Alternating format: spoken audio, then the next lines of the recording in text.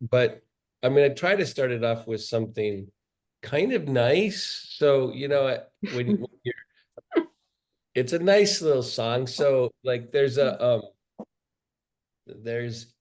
I have all different playlists and then Spotify guesses stuff. And so I would never know about this band. Um, but I like how it starts. And if anyone knows this, I don't even think it's fair to do the lyrical name that tune. Has anyone heard of Hollow Coves, the band? I don't know. I wouldn't know this stuff. Um, we're all falling and need a place to hide, a safe place in the woods. We can start a fire. All we know is what would be our home. We would stay until the break of dawn. The cold night takes us to a place to escape the chill, tucked up somewhere in the woods on a hill. Wake up feeling the cold in between our toes. Is there a way back? No one knows. And we leave it all behind. Can't you see we need some time? Right? It's a sweet song. It's a like mellow song, kind of acoustic. I think they're from Australia. But sometimes I think about the sensation of that you have of like when you finally come home, right? Or come to a place that you're seen and recognized, or come to a place that you're supported. The song is called The Woods, right? So it's the place where we can come together. And sometimes I hope on some days at least that my body solutions in our classes are like that, where you kind of go, oh, right?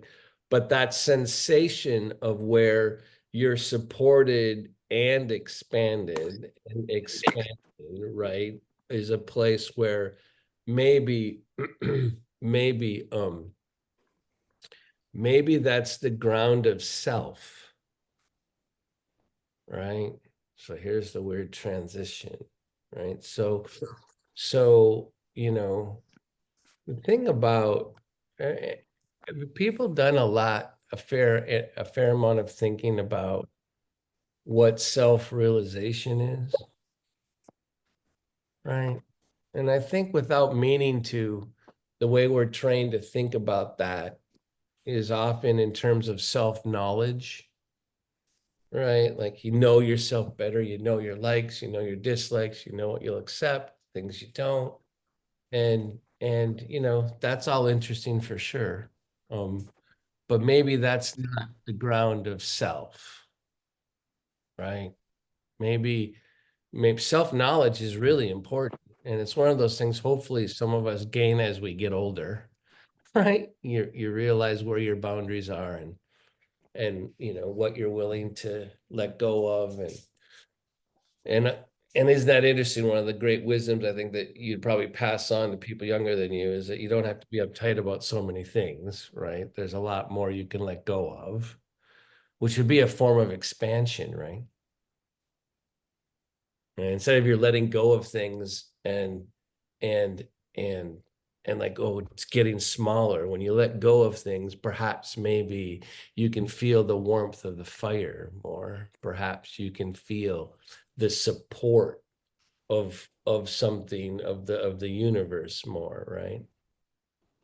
So one of the questions that I think that we've often grappled with in Western philosophical tradition, but also psychology is the extent to which self may not be knowable in certain crucial respects.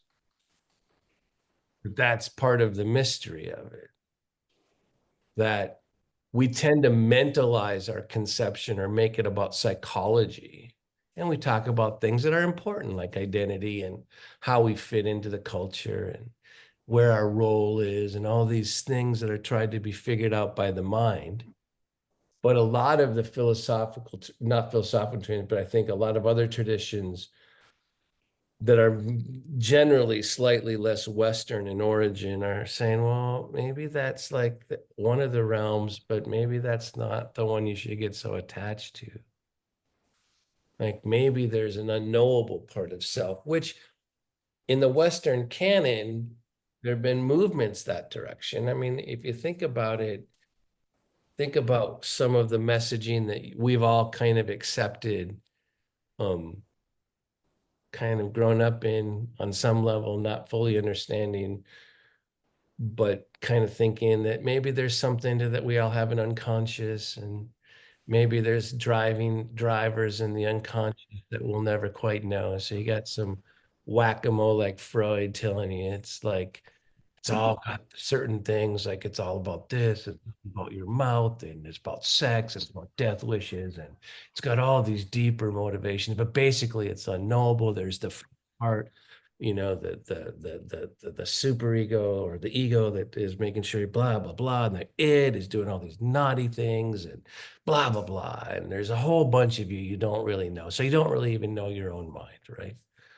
And perhaps that's for sure true. I think that if any of us are sitting here honestly, you do things and things you're motivated and you feel things without your frontal cortex exactly knowing what the hell, right? Right? Like, I don't know why I did that, right? But so Western medical, Western tradition has been like, oh, but that's where self is. It's like, well, maybe not.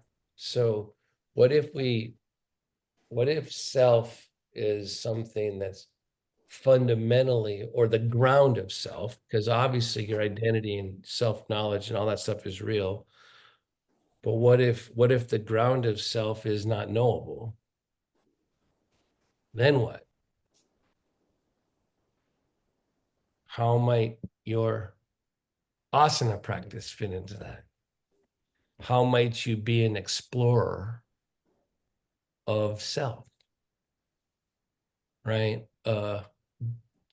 Maybe you have faith like I do that if I end up realizing more about not just myself, but and so the yogis are going to say there's the individual self, and then there's another more collective, these are Western words, collective self that's more unifying, right? That they're going to be different aspects of experience, right? And so, yeah, maybe I'm not actually separate from the trees outside my window, but it kind of feels like I am. Seems like I could throw a rock at them, They don't throw rocks at me, got people, so it's like it seems like I'm separate. And yet there's a whole bunch of people that think, well, maybe you're not as separate as you think. And when you get farther along, something's happened. Everyone on your screen, including this, will be recorded. I'm being asked if I can record my, what the hell? No, I can't see anybody. Bethany, I'm getting hosed here. Um, hmm. No, it's back. I'm not sure what just happened. So more words, more words, more words. How would you explore? Remember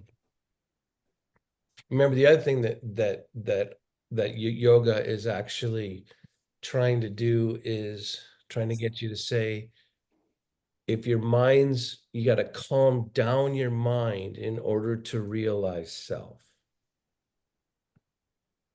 right?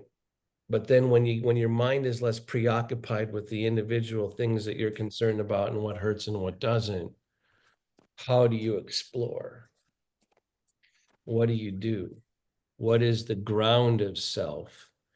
And how might your practice in yoga be helping you on that level? And maybe some of you know yourself better from your yoga practice, maybe not,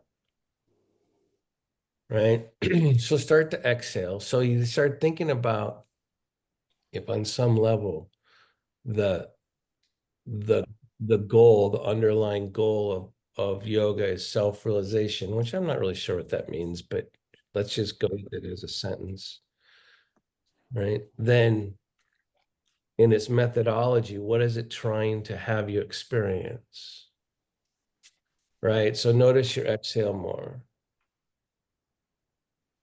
Then there are all these lines that I've been saying for a long time. A conflicted mind is knowable. This is Gita Iyengar. A conflicted mind is knowable. A calm mind is unknowable. Right? So what would that even mean? So man, we're going from the overarching idea that when your mind's agitated, you're somehow disconnected from some of the ground of self.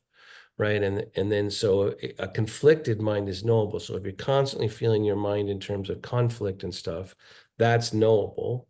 But a calm mind is unknowable. So as you sit here and pay more attention to your exhale, and you soften your organs of perception and you begin the process of of softening. And we're kind of this class proceeding on the premise that the ground of self isn't knowable. So you've got this different energy happening. So I already lost one person, so I can see why that was a long intro, a lot of words. So you're exhaling, softening the skin on your face around the temple.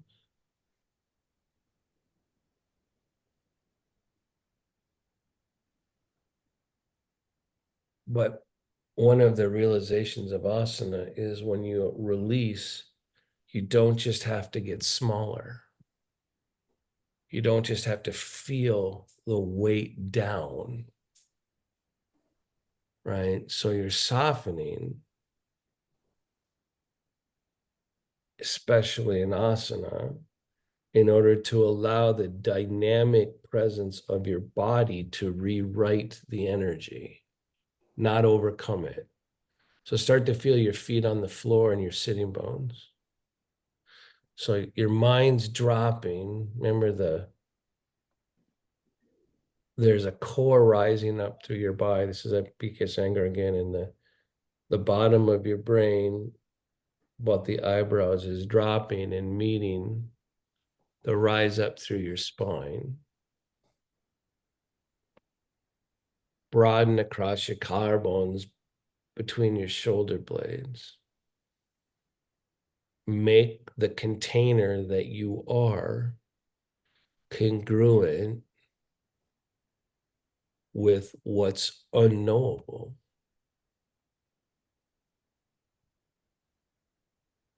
Now be more aware of your breath. So you're giving structure to what was already happening, noticing how the parts of your experience fit into the same river. Your breath, your extended spine.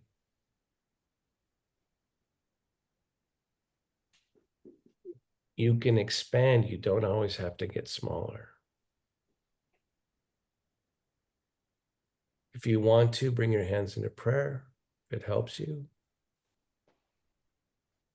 If it helps you find center.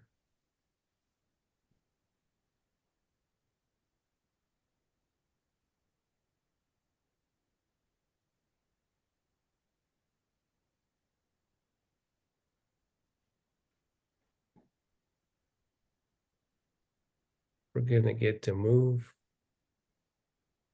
do things, realize what we're doing,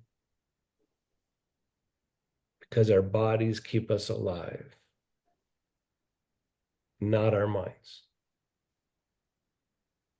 Our bodies do that work.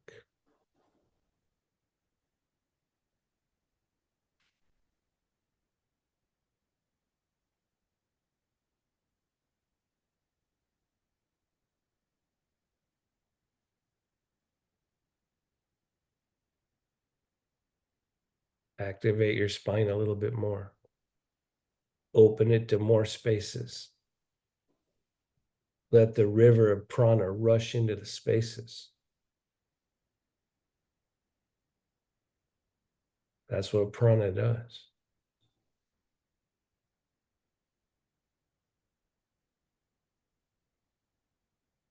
Let go of your day. Prepare your mind to do yoga.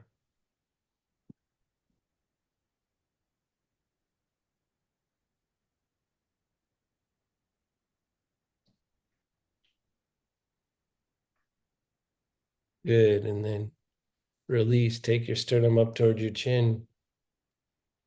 Your chin. down over your sternum. Notice the relationship between the humility of the head drop hitting the energy coming up your spine. Reorient. Notice your breath.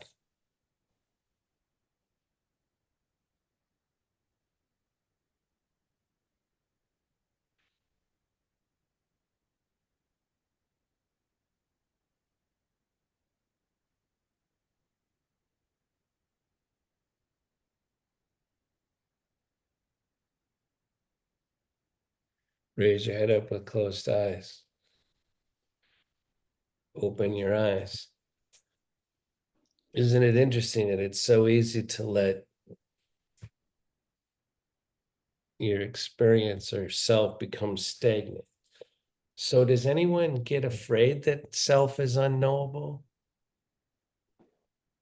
That the fundamental energy here is it for you, is it hopeful? Or is it a little bit scary? Or is it both? I would say it's both for me. It's tremendously hopeful. And it's a little scary because what if I discover I'm actually a bad person? Or if I'm, like, and the answer is you're both, by the way. So there's this koan that changed my life. Lots of them did in Zen Flesh, Zen Bones, but one of them was, if you don't think good and you don't think not good, what's your true self? You don't think, it's a sneaky, simple one. If you don't think good and you don't think not good, what's your true self? What's the experience before your judgment? And when do you practice it? And maybe that's part of what's happening in asana. All right, so let's move around because everyone's itching again. There's been an awful lot of words and contemplation, and my God, I was just here to move. I wasn't here to explore self, except you can move anytime, most of us, when we want. You can do that, but can you realize the potential and the gift of the movements that you can do? So I'm definitely just, some of you, I'm curious, like to move fast rather than slow. I'm watching on the screen, right? Trying to get that blood flowing, because if the blood's pumping, I must be more alive, right? And there's truth to that, by the way. It's called cardiovascular health. Got fancy words for it. I think it makes you live longer too.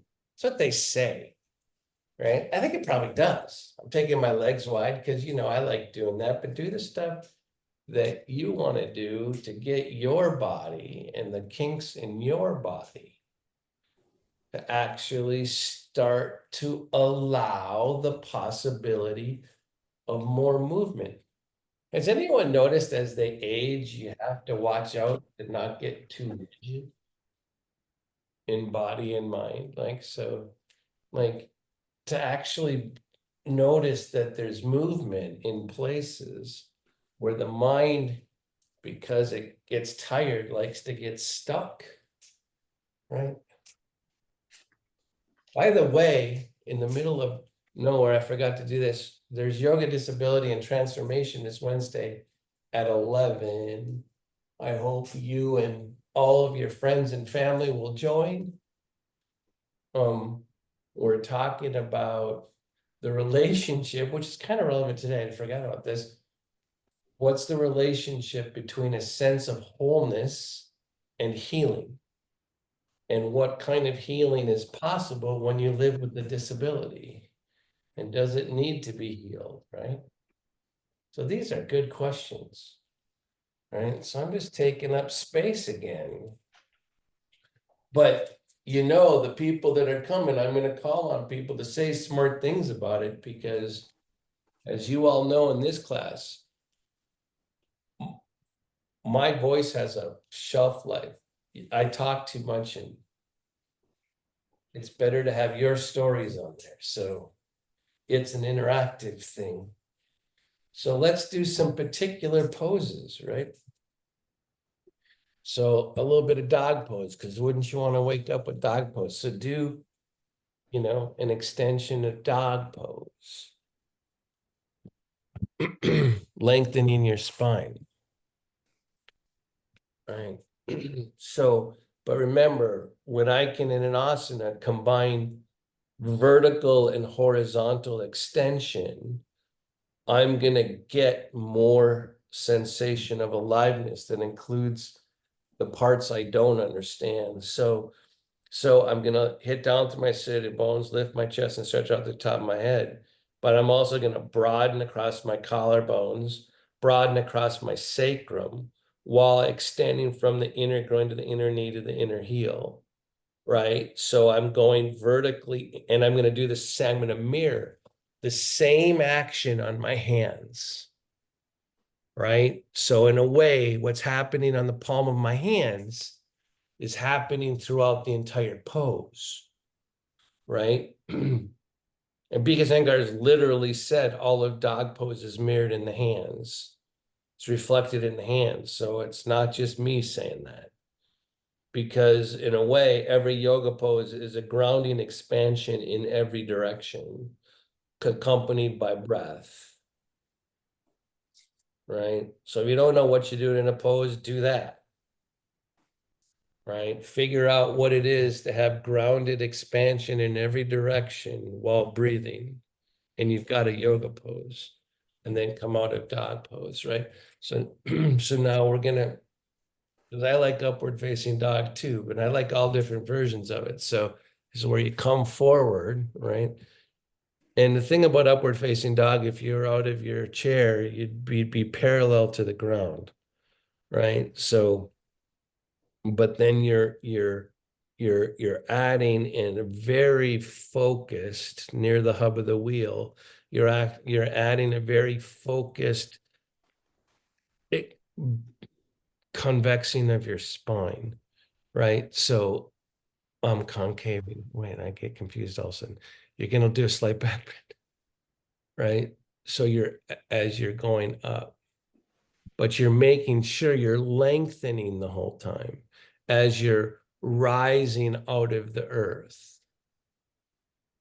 And now you still do horizontal and vertical, right? Because you want your mind not to limit what's happening in your body. Remember, every cell is mirroring the same pose in every part of your body. And then release. One of the reasons why adaptive yoga works I think our approach works is that it is the case that the same principles of yoga are happening at every space in the body, right? You just have to discover how it's true in the relationship to gravity that you're in. So lean over to the side, right? So again, you're trying to go, okay, everything is expanding, grounded, lengthening horizontally, front and back.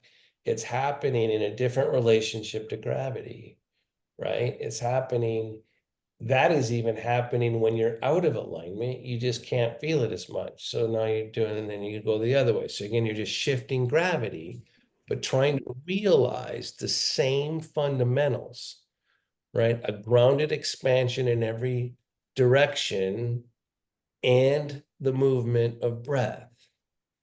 Don't overemphasize your breath. Don't underemphasize your breath. Let it be part of the current and the river of the happening, right? Every fiber, everything, right?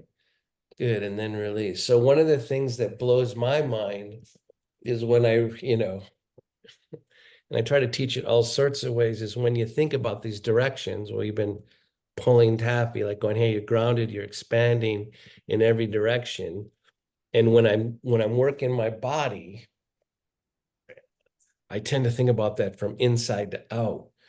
But now on this next time, we're gonna do the same thing, but allow that your skin has eyeballs that are looking out, right? And eyeballs that are also looking in at the same time. So the expanding directions or the directions move in every direction at once are going like this for sure. But the expansion is also going inward towards the core. Now that one's hard. So let's just sit. I have a hard time with that. Maybe it's easy for you, right? That you know how to expansively gaze inward, right? So sit up straight and tall. So I'm leaning forward a little bit onto my table because I need to be grounded to do this, right? And what I'm going to do is use my breath to show me my inhalation to actually show me what an expansion of my rib cage in the outward direction feels like. Right? That makes sense to me. So that expansion, that direction, it's kind of easy for me to allow that those are all eyeballs gazing out into the right. Okay, so how would I get those to be eyeballs gazing towards my core? I don't freaking know. Does anyone have a good idea about that? You know what I can do? You know what I can do? I can make space for the fact that it's possible and let the unknowable part fill in. My mind doesn't know how I have to know how to do it. So here, I'm going to, like, again, I'm going to expand. I'm going to extend. I'm going to know what it looks to come into the world, right? So I'm happy it's a sunny day here today. I get that. And then I don't quite know how to gaze the other way. My mind doesn't know how to do it. I don't freaking know. Except I'm going to make space for it being possible. And that's going to make me laugh out loud. And it kind of makes me cackle. It's like, I don't freaking know what I'm doing. But what if there is an inward expansion that's infinite too, right into a singularity, right? So I'm just going to make space for it and live the comedy of not knowing everything and breathe. Kind of like that. And I think when I start letting that be the case, when my inhale helps me have my eyeballs go outward, maybe my exhalation as it comes back to the midline kind of shows me what it is, the movement going the other way.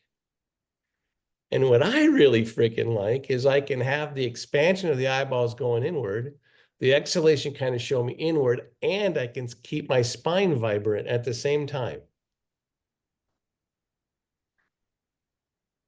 Does anyone have any idea what I'm talking about? Not a little bit, right? Bill, you're saying no. Tell me as I saw your head shaking the most. So let's stop here because what the hell? And don't get too far down the rabbit hole, bub. Call on me. Don't call on me unless you're on a rabbit hole. I found that the more that you were talking about, the less I could get there. I was enjoying the inhaling and exhaling of changing vision and just opening up the possibilities, but I couldn't hold it because all of a sudden my mind wanted to start understanding what was going on. And it was just fun. It was just kind of So, fun to be in the middle of who cares, you know? so, so Bill, perfect. So that's exactly when you have to tune me out, everybody, right? Go to the point where it kind of like works. And then when it stops working, trust the experience, right? That is always the most important, right? So try it again. So, but the idea before we actually are just doing it is that I can get the expansion because remember your vision, when you use the metaphor vision, you're looking outward with vision. You're not looking backwards into your core with vision to typically your actual eyeballs. So that's mirrored by the inhalation, right? The exhalation comes back to the midline like this, right? So maybe that starts to show me, so then we're about to just start doing, that starts to show me this part, right? shows me the part that I'm not going to know about, the inward gaze. And that while that's happening, my spine can actually extend towards life, right? So let's just sit up straight and tall and try it again. Lost another one. So I think that this is probably in the ether land, right? So now I'm sitting, I'm grounded. I'm choosing to be grounded, right? And I'm gonna start to lengthen my spine a little bit and do all the things I know in asana. Broaden, lengthen, all that stuff. Now I'm gonna watch the breath. Learn from both the inhalation and the exhalation.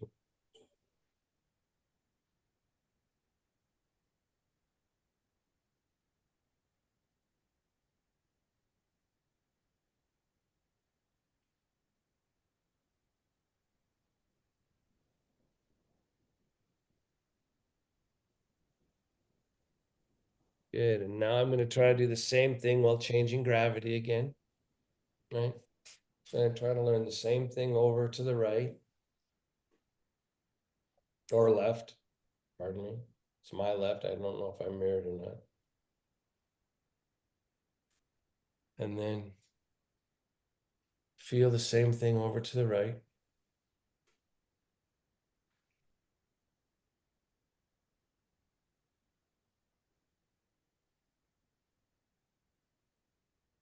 Because once you start adding full poses, it gets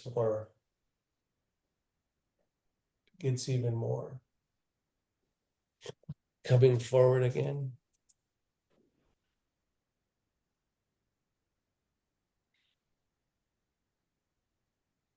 All right. Inhale, I take your arm up. Exhale, revolve. The inward and outward gaze, the inward having to be on faith. Eyeballs in, eyeballs out. Inhale, lift up, exhale, revolve. Using my breath to help me stay anchored. Good, and then come on back to center.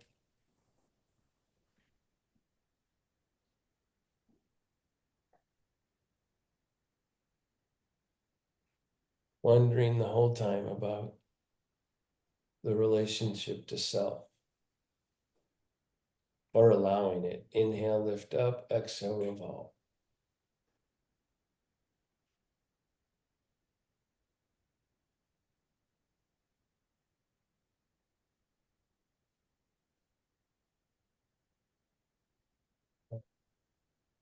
When I twist, especially, I can tell the parts of my spine that are kind of stuck. So come forward and do a dog pose again, or whatever your version of dog pose. I'll do this one right now. So I can work on the unstucking the ones I just encountered. Because I want more emptiness there instead of compression. Then I'm going to go back and do the twist again. Inhale up, exhale over, and see if I can change the dynamic in my spine. Have there be more space, but I don't know really what space is. Inhale, lift up, exhale, revolve. Down, up.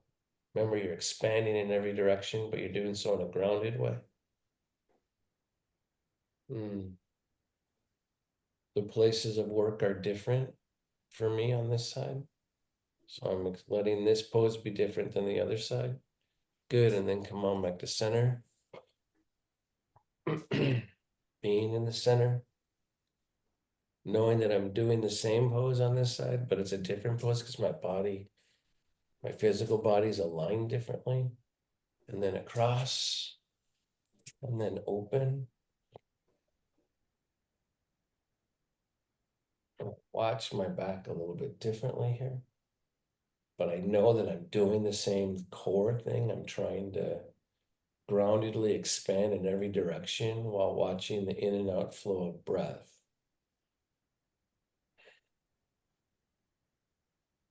Different things I need to work on here.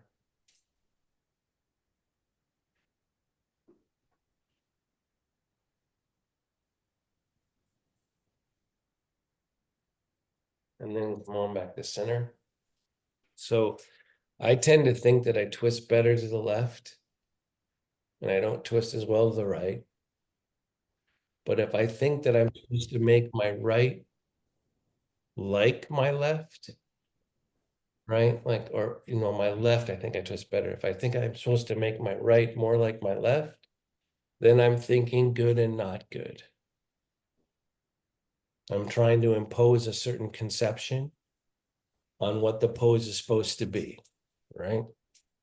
Which is interesting. It's a habit that's hard to break, right? And so now take your right arm behind you, right? Hook it on something, maybe your chair, maybe, right? And lengthen your spine this way as this is getting more open. Drop your shoulder blade down towards your midline, like so. I have a tendency to let this arm roll up, right?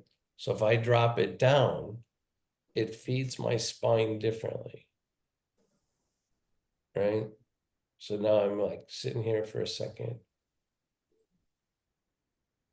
noticing the changes on my rib cage, which are the fingers of my spine. Good, and then release. So I'm just trying to get the muscles used to getting more open that way.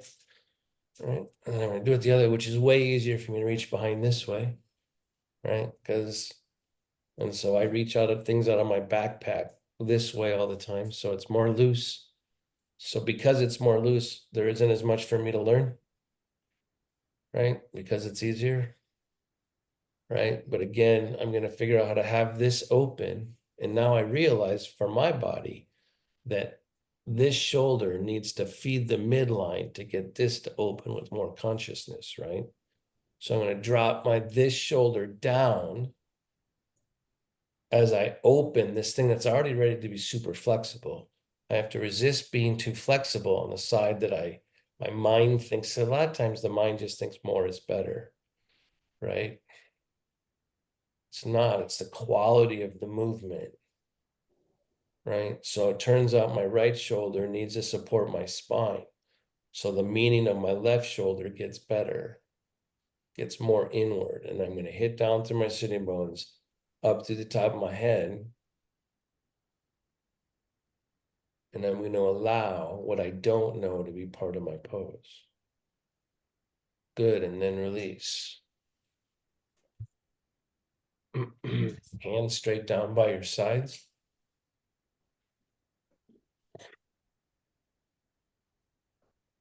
Right, so as the tricep comes towards the bone and the bicep lengthens, right? You can do that action, do that. That one's easier to feel, right? But then make sure as you do that, that you're not over gripping around your elbows, right? To help you not do that, keep your elbows open, expansive this way, right? And to help you do that, make sure you keep spreading your palm, right? So you're trying to travel through your elbow without overusing it, right? So the tricep goes towards the bone. You travel through your elbow joint and you make sure it connects through your palm. And as you do that, lift under your collarbones, broaden between the shoulder blades. And as you do that, hit down through your sitting bones. Extend from your inner groin to your inner knee, down through your inner heel. Wait, that's a lot of instructions. Good, and then release. We're going to try it again. We're trying to recreate the same sensation, right? The same core principles in every position, right?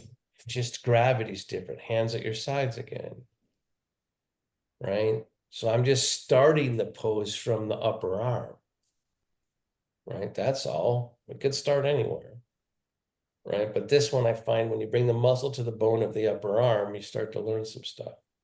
And basically, I'm trying to teach you and trying to show you the direction of an inversion, the way I'm doing it this time. So tricep towards the bone, right? Lengthen the bicep, right? Travel through the elbow. See, I overgrip my elbow so much, right? So I'm trying to mellow that out by keeping my palms spreading.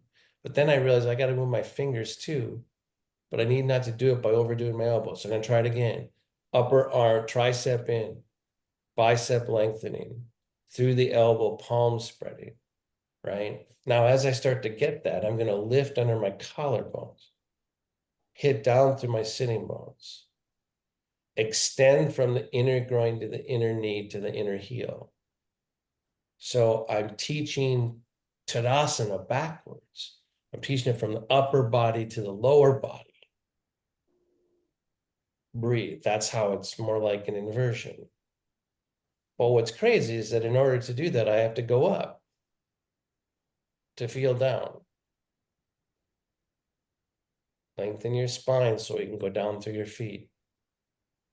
Good, and then release. If your mind tries to understand that, the words aren't going to make any sense. Right? That's not how it works. Okay, so now inhale, take your arm up. If you can, bend at the elbow. This way to go this way. So to keep the down energy, I have to drop the shoulder blade as this goes up. And once I get the dynamic of this going down and this going up, I hope you notice the change in your sitting bones and legs, right? So you're trying to get this part of the pose to mirror every part of the pose, right? Good, and then release. So from one place, you're seeing the whole everything from the one place, except doesn't fully make sense to the mind, right? I know it, damn it. Right, so I'm going this way, dropping my shoulder blade to feel my sitting bones, to expand my spine back up, to actually extend from the inner groin to the inner knee to the inner heel. I'm making, and then I'm again feeling those directions. Good. I'm not doing those directions. So what's weird about this is, and we'll do it the other side again, is when I take my arm up and I lengthen from my armpit to my elbow, and that's an action, and I drop my shoulder blade as I lengthen up to the elbow. What happens to my legs is not something I'm doing in the same way I'm doing it with my upper arm. It's different. It's received. It's not an action, right? It's a happening, right? So inhale, take your arm up. Down. So by doing this contrast, I'm trying to see what it changes in my whole body. So I'm lengthening from my armpit to my elbow, right? I'm dropping the shoulder blade and I'm watching the cascade effect of that down through my sitting bones, down through my heels. But I don't do this part of the pose the same way I'm doing the arm part of the pose until I see it. So once you see it, right, then you follow it with your actions, right? So take the other arm up. So we're doing this little action to create something, then to follow your action, your physical action through what you just saw. So up over your head, I was going to say too much again, right? And so I'm going down like this. Right now, right away, I'm trying to lengthen up, take my shoulder blade down. Once my shoulder blade goes down, I connect to my sitting bones down through my feet. And I keep playing with the contrast here to show the contrast here and here through the core.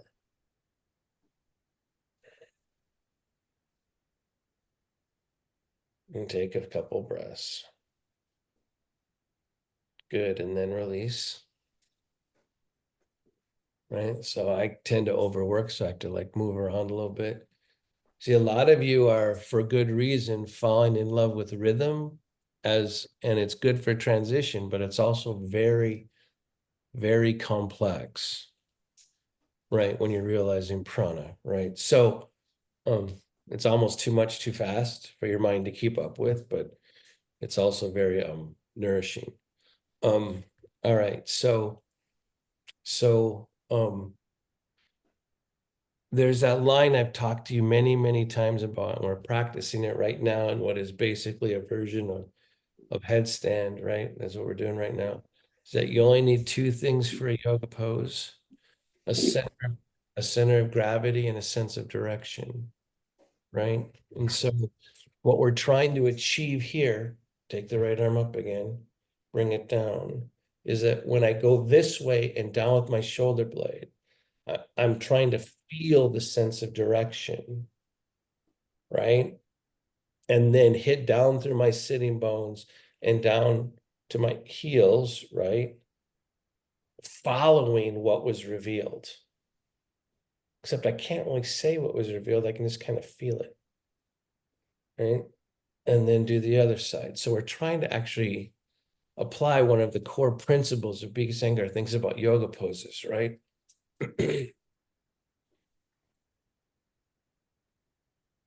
Getting the contrast in one place to show me everything else, and then to guide my actions, the down and the up. Good. And then release. And then I'm going to try, but once I go off, so when I do it with both hands, what happens to me, I'm about to do it with both hands, I end up having to lean against my chair, so I lose my center of gravity, right? And so that's got a consequence, but I'm still going to do it, but it's just going to be a different pose, right? So now I'm going to do this, and now my spine has got more compression in it. So I'm not going to be able to do it in the same way, right? Because my spine now is fighting against the reality of gravity, right? So, but some of you that are more trunk control maybe don't have to feel that, right? But still, even though it doesn't feel the same, but I'm not thinking good and I'm not thinking not good, right? I'm lengthening up, I'm hitting down through my core, right? And I'm trying to, and then for me, I got to spread more through my shoulder blades here, find where my sacrum is. I have to do some things differently. And it really actually helps me to feel my forearms on the ceiling, right? Helps me like go that way. Good. And then release. Because think about when you're doing headstand, this base that we're doing right here is actually on the ground. So everything about gravity, right, is telling you that it's all going this way into the floor and it's compressing your neck. The realization of headstand is to realize there's another part of you that's floating upward, right? It's going this way, even though everything physical is going down, right? One more time.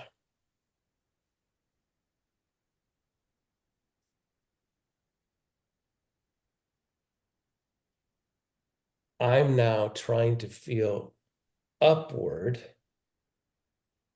And instead of letting the compression be down, I'm trying to have it reveal down. So I'm going up, down with my shoulder blades to feel the effortless part of the down, not the compressing part of the down. So the energy we're trying to get going down is what a yogi upside down needs to figure out how it goes up. It's hard.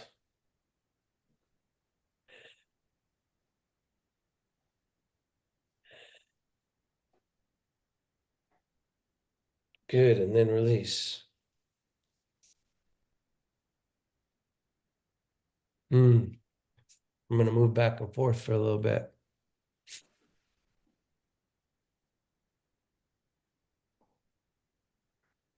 There's a lot happening. My mind can't keep track of it all, right? So I'm gonna come back to some things that I know, some simple movements. In fact, it'd be a good time to expand again. I take my legs wide. I'm gonna get it more overt again.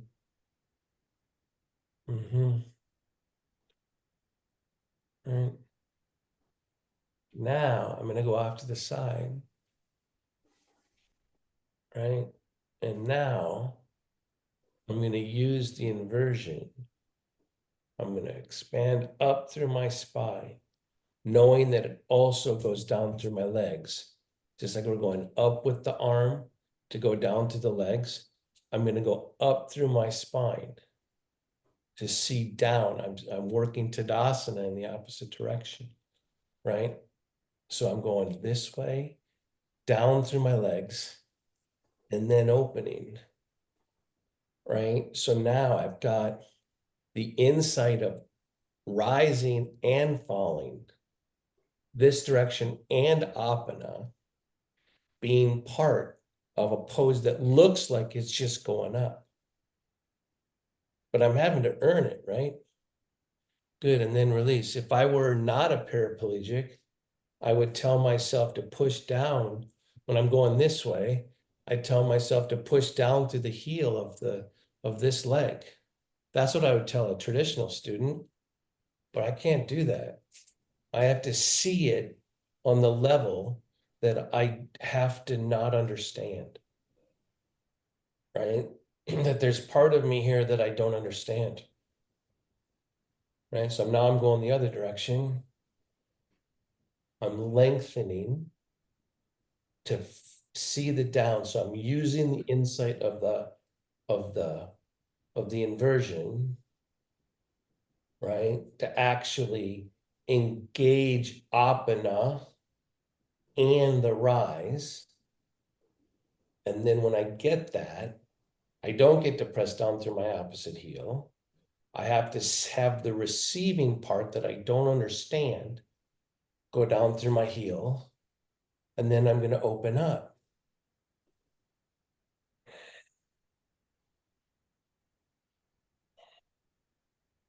Of course, I'm going to tuck my shoulder blade to go beyond my fingertips. I'm going to tuck my shoulder blade to feel my legs again. I'm actually doing a lot of the same things I just did in headstand. I'm creating a place for my mind to know in a smaller area what it's trying to realize throughout my whole body. And I'm rocking back and forth again. So one of the things that I remember yogis better than me saying was that if you could only do 2 yoga poses, it'd be inversions. And if you couldn't do any yoga pose, you'd only do headstand and shoulder stand. And if you couldn't do headstand or shoulder stand, you just breathe. You do pranayama, stupid, right? So that got me thinking about, well, how would headstand and shoulder stand be in every pose? And what is my mind's relationship to knowing how that could be true? And the answer is I don't understand, but I can feel it. So what if a lot of your self-realization is allowing the potential into what's happening of what you can't understand? You have to trust your experience. If you don't think good and you don't think not good, what's the energy in between? Self. Turns out that that aspect of self is connected to the whole universe. I'm not sure how it's true. I can just feel that it is. If I can get my mind in certain glimpses of the day to allow what's unknowable,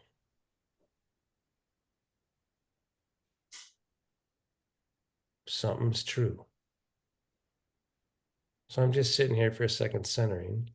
The good thing about doing headstand when you're sitting up, you're not compressing so much that you need to do like a lot of shoulder stand, but just because I'm trained as an anger yogi, take both hands behind you, lift your chest, drop your chin, lengthen the back of your neck.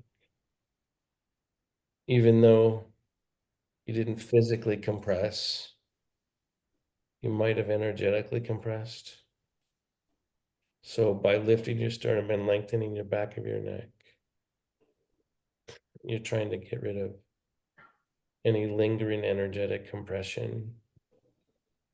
Good. And then release. And then find a place where you can start trusting the support of your chair in dimensions of you that you don't fully understand. Right?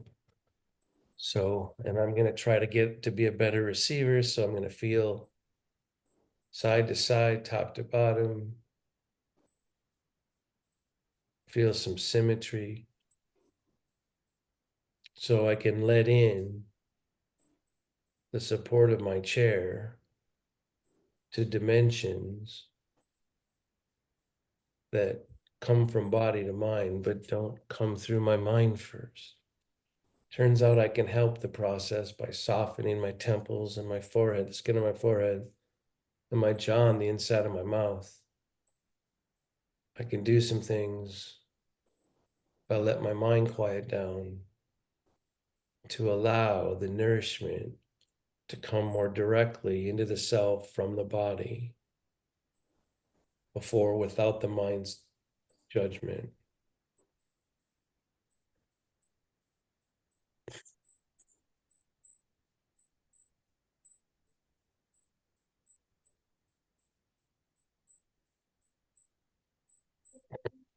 Thank you. See you Wednesday.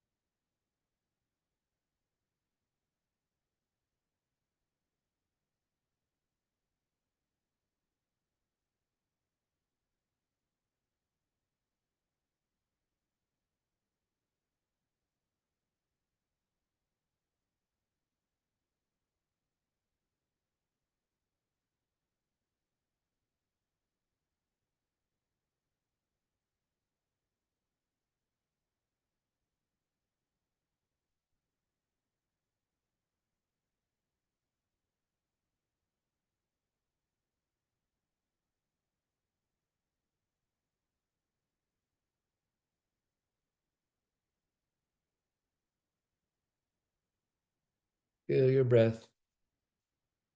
Don't change it. Thank your body.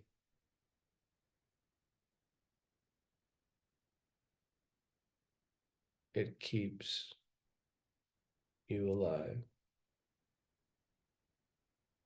Thank it again.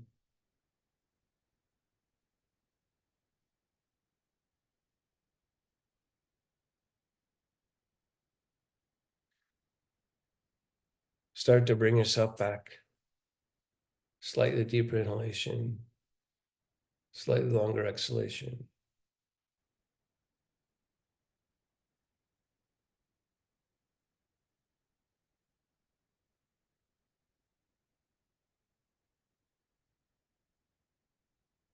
When you're ready, open your eyes and look outward.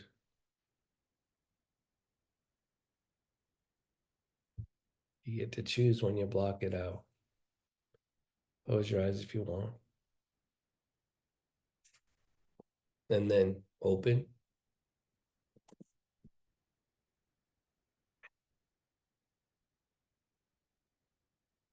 Well, I hope you'll come and join the discussion on Wednesday, and share your thoughts on how the sensation of wholeness can include your body, even when your body is not doing what you want.